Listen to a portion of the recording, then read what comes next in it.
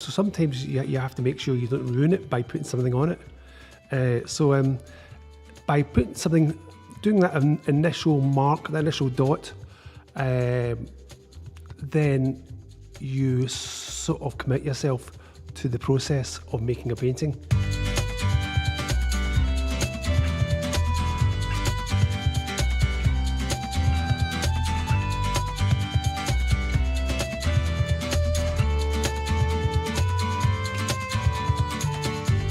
Faith at the Fringe, a Sanctuary First podcast series. Uncovering God in the creative arts. At the biggest international arts festival in the world, Sanctuary First stops to ask, where does faith and art meet?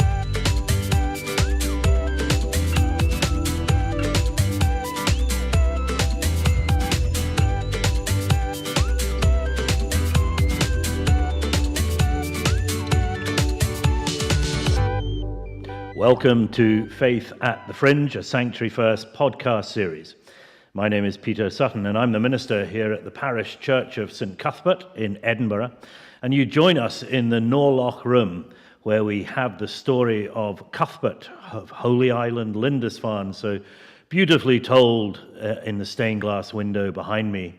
But today we're here to meet another artist, not of stained glass but of stunning paintings. And it is my great pleasure to have with me today a good friend, Adrian Wiszniewski, who joins us to talk about his work. And Adrian, it's just so good to firstly have you here, which is very, very special. And if I can just tell people that in welcoming Adrian, we have one of the new Glasgow boys who grew to prominence coming out of the Glasgow Art School. And they really rediscovered figurative painting in 20th century Scotland. And in Adrian's case, a lot of his work, Adrian was of portraits or people, but here at St Cuthbert's, we were so privileged to have on loan your stunning foray into landscape painting and the stunning Lake Tekapo, which we'll talk about in a few moments. Okay. But firstly, just big warm welcome back to St Cuthbert's, and it's good to have you with us. Thanks, Peter. Thank you very much. Nice being here, beautiful room. And it's also nice to sit down and have a wee chat, isn't it?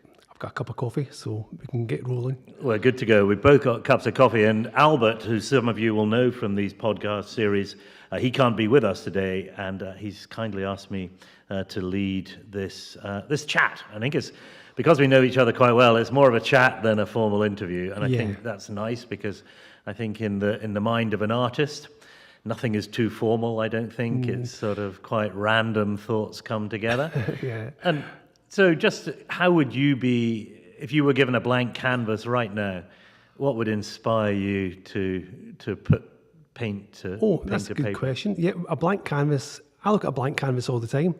And a blank canvas is quite beautiful in itself. So sometimes you have to make sure you don't ruin it by putting something on it. By putting something, doing that initial mark, the initial dot, then you sort of commit yourself to the process of making a painting. But I always think of analogies like when we talk about painting or art, I think about music. And music always starts with a dot and it ends with a dot. And that's the way I think about painting as well. It's got colour, it's got composition, it's got tone, it's got content. It's all these things which are layers upon layers, which are very rich, can be very rich in their content and their significance. But at the same time, they can be very melodic and very sort of like very spiritual as well. So since we're talking about spiritual things. Well, that's a lovely, beautiful image, sort of bringing music into painting. So I suppose I would ask you next, and so as you create that first dot on the blank canvas, is the music in your mind? There's always music in my mind. I've always got. That's what I wanted to be really when I was a child. Was a composer. I wanted to compose music, and on one fateful day, I thought it would just come to me that I'd be able to sit down at a piano and learn how to and play like Mozart. It would just come straight through my fingers. And we didn't have a piano, so a friend of mine had a piano, and I sat down and I started playing with one hand, thinking, ding, ding, ding, enjoying the music. And he said, "Oh no, you've got to use two hands." So I tried to use two hands, and I realised that this wasn't really my thing, using two hands. And I said, what's that doing there? It says, that's the pedals. You've got to move your feet at the same time. And I thought, forget it. I'll use a pencil in my hand, and that's it. That's me. That's my future. So I decided that I wanted to be an architect because I wanted to do something useful in the world and make people's lives better, sort of I thought architecture was the way to do that. And do you not find that my father was an architect, and I find it fascinating. That was what you do.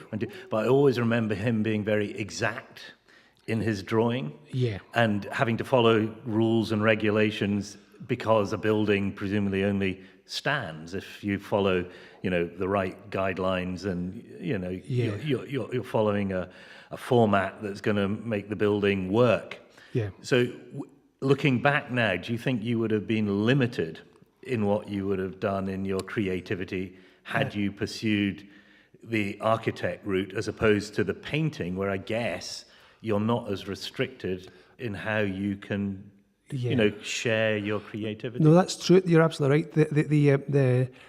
I did architecture. I studied architecture for 4 years, so I had a background in architecture. And my younger brother teaches architecture at Edinburgh University. And my son, Louis, is a practicing architect. He's a fully qualified architect. So I talk about architecture all the time, and I love it to bits. And I guess I'm doing something...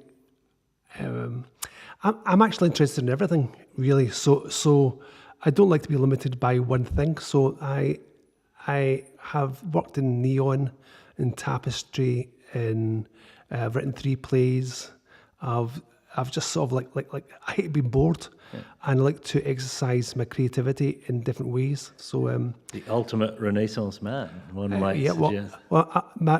My biggest hero was Michelangelo, because he was I think was the best sculptor, and the best painter, and the best architect, and probably one of the best poets of his time. And he was so famous in the first 3 that nobody really realises that he was a great poet as well. And how would you look at your training in architecture now being expressed in your painting? Are you still following architectural guidelines when you paint? Yes, I'm aware of... when I was studying architecture, I was interested in space and the procession of space, how you move from one space to another. And there's a sort of... there's a narrative as you go through a building. And that's very exciting to do with height and width and drama. And there's also... So buildings are human in scale, or they should be human in scale. I always liked the human element in these things. So when I first studied cathedrals, one thing interesting about cathedrals really is that the word cathedral comes from cathedra, which means chair. So you're going from the biggest structure in mankind when it was built to the most intimate and smallest structure, which is a chair. And so the cathedra, which was the seat of the bishop. And so the cathedral is a building that houses the cathedra.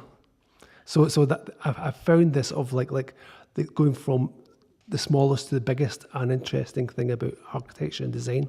And just picking up on your use of the word space there, I was recently at the David Hockney immersive exhibition in London. Yes. And he very much talks about perspective and how he felt restrained by just, one-dimensional perspective. And I think he mentioned that he's much more sees it from a Chinese perspective, that you walk into a landscape and you journey with perspective, and it presents itself in so many different ways around you. Yeah. And in the narration of his exhibition, he's quite, I wouldn't say tortured by space, but he really gets quite involved in trying to work out what space is.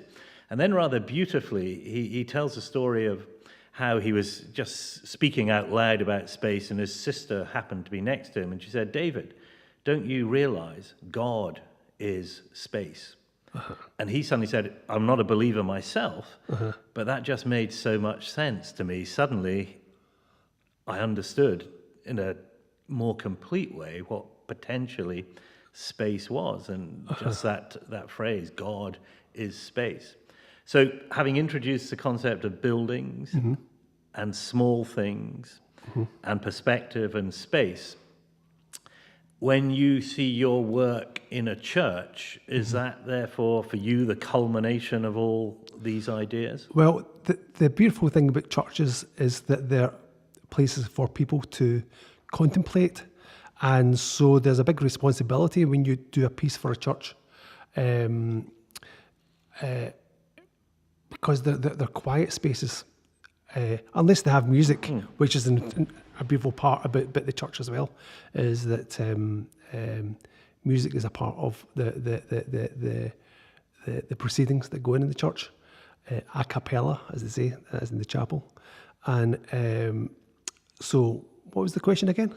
No, I was just saying, do you see having a painting in the church as the culmination of your thought process, or how you think about painting your life, perhaps? Yes, I mean, I was very interested when I was invited to. There was a competition actually for the Liverpool Cathedral. There was a shortlist of artists, and I was in the shortlist, and I made a submission of my ideas, really, and the one of them, which I did 2 big paintings. I mean, they're big paintings. I think they're like 10 feet by 12 feet or something. I can't remember the size of them. They're just big.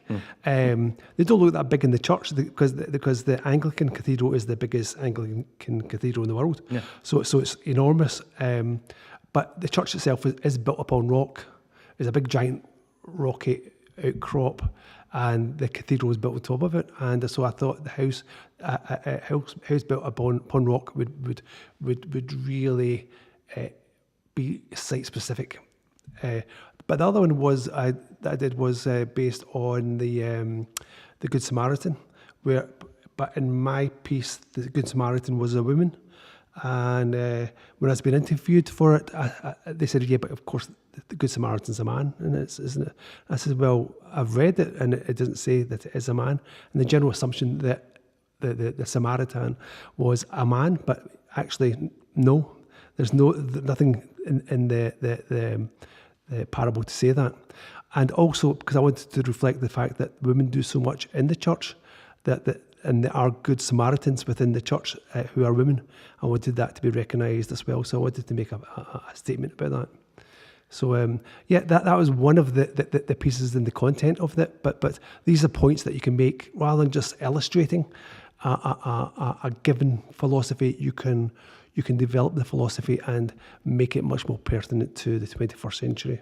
I mean, that's fascinating, and your take on how we just assume, and in the case that the Samaritan was a man, and I think our assumptions, particularly in the church today, can often restrict how the church is perceived by secular society. They just think we're so, caught up and blinkered that there's no room for flexibility or seeing things from a different perspective. And that's a sort of sense that we've introduced in this talk. So you've mentioned 2 of your paintings which are specifically religious, Good Samaritan and House on the Rock, in a religious setting. Yes. So, and if we can now move to one of your, I suppose it appears as a secular piece initially, and that was your first foray into landscape painting when you painted Lake Tekapo in New Zealand, which we are so lucky to have here in St Cuthbert's. Because I first saw it, and you might remember the first time I met you, this is before lockdown, and it was in the summer exhibition at the Royal Academy here in Edinburgh. And the Royal Scottish Academy, yes. The Royal Scottish Academy, and I just saw it, and I thought, wow, we need that painting in St Cuthbert's. We've got this space, and it would just go beautifully. Yeah. You would obviously have seen it in the Royal Scottish Academy. You've now seen it in a church setting. Yeah.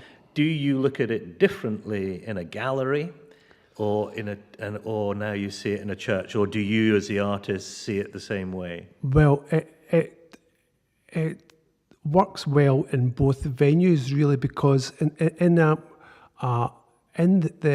St Cuthbert's, you see it high up in the wall, but it fits really so well, and it's a very horizontal painting, but it's from a low perspective, and so it's a very sort of like, it's like the landscape's got his arms stretched out to give you a big hug. It's like a very sort of quite a powerful landscape, full of energy, and the colours work really well in situ. But if you've seen it in the Royal Scottish Academy, you could go right up to it, put your nose right to it, and so you can actually walk into the painting itself and feel completely enveloped in it. So so it works both ways, you know. But I like paintings that work both ways anyway. So I don't like. I mean, we do see paintings that look great from maybe 100 yards or 50 yards or 10 yards, but you go up close and they just die, you know, and they just look like they've been filled in by, you know, like sort of like join the dots and on, you know, like don't go over the lines type of thing. These I like my paintings to work really close up and far away. I love what you said about within the setting here in the church. And I'd never seen it like this. I mean, I see the water moving, and I have the privilege of celebrating communion. I took you to the communion table, and when I hold up the cup, it's just framed within Lake Tekapo, which is so beautiful. Yeah. But you just said a moment ago, you sort of see it as outstretched arms up there. Yeah. But so much more for me is the image of, if you see it up close and you're actually embraced in a big hug, you know, there's a real sense of warmth and you're enveloped. Yeah. And I think that's beautiful to think that, you know, if you really want to engage, you don't have to come specifically to a religious setting.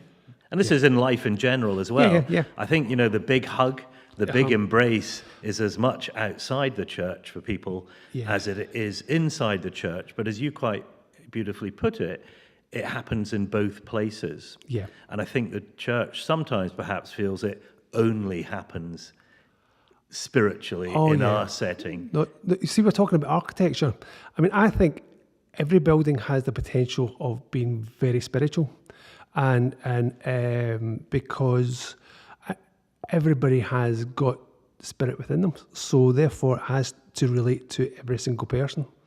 And a building has to be functional. It has to work for the people who live and work in it. But also has to work for the people who walk by it, who pass by it every day. So it has to give and not just take. It's not just forming a simple function like as a factory. It has to be something which says something to everybody who passes by that factory, not necessarily working in it, but also to the people working in the factory or working in the shop or whatever it is, even if it's Tesco's or something. It can be something of great beauty. So, I mean, you probably are aware that the Church of Scotland at the moment is disposing of up to a third of its parish churches. So, you know, without necessarily having a religious perspective on that, do you see that as being a loss to a community if the building, which was specifically built for worship, might now have to adapt to be something else? Or do you see that as an opportunity for these buildings? I think it's an opportunity. I know that the cathedrals in the medieval times were not just done for places of worship. They were marketplaces. They were places that everybody came. They were places of sanctuary. So although people were living in the shambles around York, they were happy to contribute to the well-being of the overall community by contributing to York Minster, for example, or the cathedral. The cathedral wasn't just something that was stamped upon the people. People used it, the cathedral, and so it was like the cathedral was a place of great learning, and where printing, you know, took place, and education, and stained glass windows meant something. It was a way of teaching and also showing that learning can be a beautiful thing. And you've introduced the word beauty, and I think, you know, we'd both acknowledge that within the Reformed tradition after the Reformation, there was very much a sense of we're going to get rid of all the beauty and images, and we're going to install pews so that people have to sit upright and be focused on the word coming from the pulpit. Yeah. Do you think historically over that period of time, say in Scotland, do you think communities have lost out by not having their places of worship full of beautiful things? And on the whole, I think we would say, they've been pretty whitewashed, and there's not much there apart from, big pulpit, communion table, and pews to sit in. Do you think we've lost out on that? Well, I think that there's been a lot of confusion about the idea of graven images. People will watch television or look at magazines with images on it, and it's just, and go to the cinema. What is a graven image? It's just any image which is wrong. Something. I was in Spain last year, and there were reliquaries, and that was weird. I found that weird. And the idea of believing that statues can bleed, kind of stuff. But as visual representations, I think that's okay, And so when I see, say Michelangelo sculptures, they come from a classical thing, but they're about humanity. I love the sculptures of Donatello. I don't think Donatello would say that these are idolatrous. Yeah, idolatrous. They're not. They're telling a story. They're a concept of how maybe Moses might have not just looked like, but felt. And he's got that amazing John the Baptist who looks like he's gone through a shredder as well, doesn't he? And he's got a Mary Magdalene who. Oh, that's really right. is. Oh, that's amazing. And it's, they're beautiful. They're about humanity. They're not about sort of putting idols above human beings. So, I think maybe there was a lot of. Of course, if you're knocking down cathedrals, you can steal the stones and build other buildings out of. So there's a raison d'etre for destruction.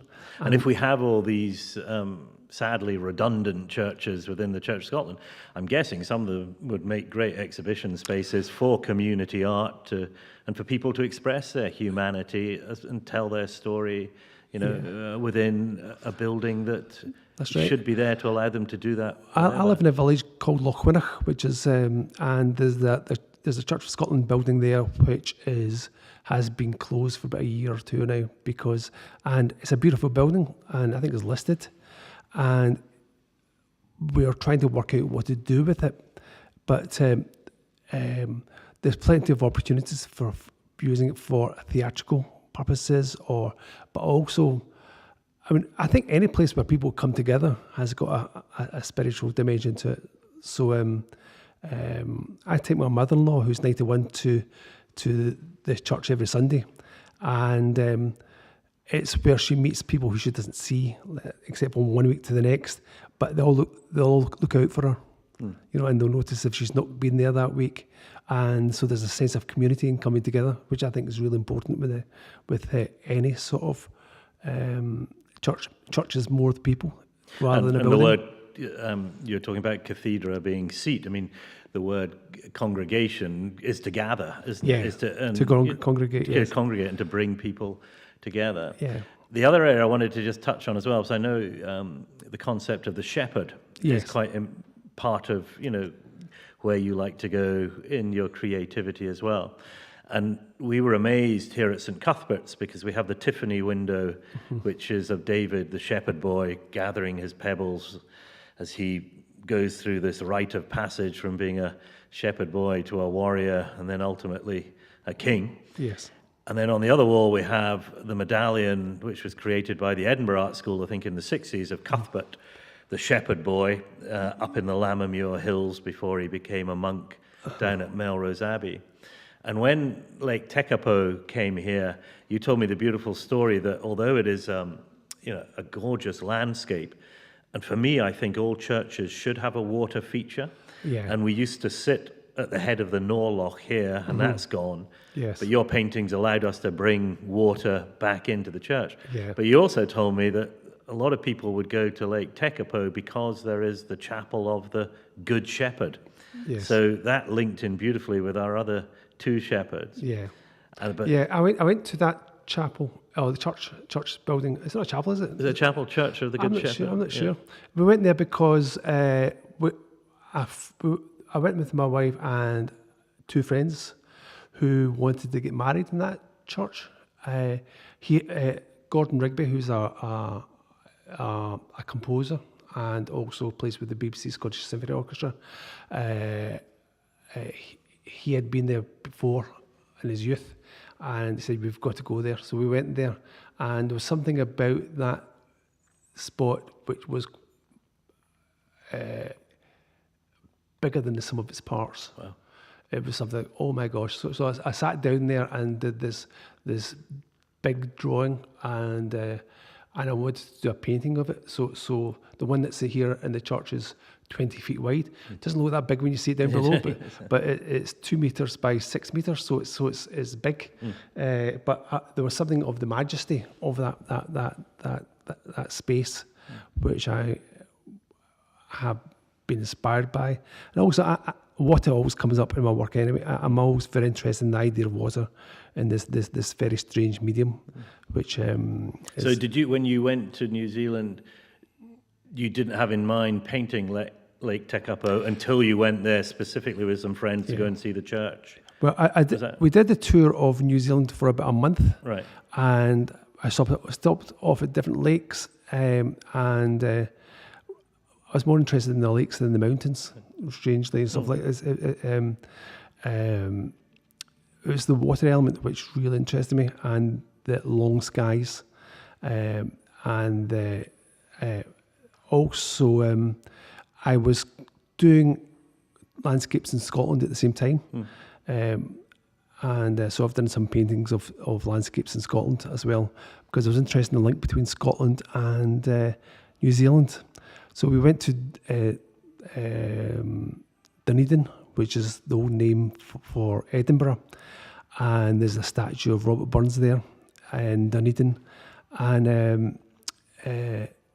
that was a worthwhile visit. I wanted to go and see that, but also there's something very interesting about. I mean, if you go to New Zealand, you go to a place like Bannockburn, or places which have all these sort of like Scottish connotations. Actually, the place Dunedin itself was set up by, I think it was the nephew of Robert Burns, who went there to set up a community for the Church of Scotland, and that's what set up the old community in Dunedin. There's a good chocolate factory there as well. Is it? Yeah, okay.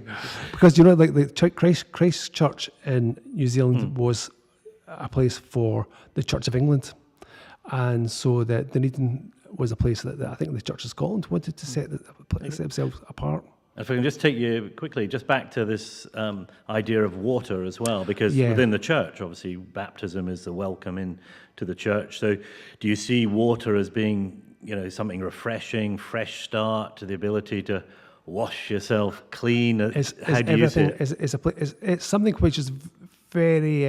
I've always put water in my work. I think it's very, very, very important to me. I've done crucifixions. I had a crucifixion piece about. I mean, it does relate to something like water and blood and wine and baptism and also a change in. It's like if you stick your big toe in the bath, there's a sort of change of consciousness as you go from one medium of air into the one of water. That you sort of you sort of change as a human being as you go into water. Well, I mean, as we draw to a conclusion, I mean, that's very refreshing to hear you speak like that, because I think, the church would be hoping that it was doing something similar. It was moving people from one stage of their life, into a new one as well. And I love the idea of dipping your toe, because, a lot of people will dip their toe into a church, And a lot of people will immediately say, "Oh, that's not for me," or the water's too hot or it's too cold. Yeah. But I think as a church, our challenge is to allow people to dip in and want to, totally immerse themselves in what's being offered to them as well. I think also, I mean, what you're doing with this podcast important as well, because people get a wee bit worried about going to church as a sort of a ritual and becoming part of sort of like wearing a badge and saying this is who I am, whereas this is a much more open way of accessing different ways of thinking and approaching subject matter. We're all brought up with this strange thing. I mean, what amazes me is that we exist in the first place. And so I got interested in the Bible from the very, very beginning, since as far as I can remember, because the Bible itself was a way of trying to understand the world through storytelling, but also through science. So they brought in elements of like the world was created in like 6 days, and the seventh day it was rested, and these epochs were correct. These things, this is how things were actually created, and so we can learn so much from how people thought. Also, they follow stars and things like that. It's all about astronomy and astrology. These were the sciences of the time. So the Bible, which means book, is just a collection of ideas which held people together. Well, as you can see, we could go on, and this has been such a lovely conversation. And I think the nice thing is it's been a conversation between friends as well, and you've been so gracious in sharing so much with us there. And we've touched on so much as well. I think we need an Adrian Part 2 podcast at some point as well, because you've gifted us with so many beautiful ideas as well. So huge thank you, Adrian, and thank you for acknowledging potentially what these podcasts can do for the church as well. I mean, that's very, very supportive of you as well. Cheers, so all the best. Thank you very much. Good well, luck. If you've enjoyed today's podcast with Adrian, this is in fact the 10th of the Festival Fringe podcast. So if you'd like to go back and explore some of the others, they can be found on the Sanctuary First website, the Sanctuary First podcast, the Sanctuary First app, and also you can find us on Spotify and Apple Podcasts as well. And today's podcast was number 10 in the series.